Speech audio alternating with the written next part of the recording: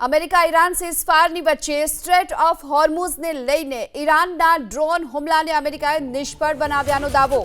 American સેનાએ ઈરાનના બે વન વે એટેક ડ્રોન્સને તોડી પાડ્યા। ઈરાનના બંને આત્મઘાતી ડ્રોન્સ આંતરરાષ્ટ્રીય દરિયાઈ વાહન વ્યવહાર એટલે કે ત્યાંથી પસાર થતા કોમર્શિયલ જહાજો માટે એક મોટો ખતરો બનેલા હતા, પરંતુ અમેરિકન ડિફેન્સ સિસ્ટમે તેને આકાશમાં જ તોડી પાડ્યા।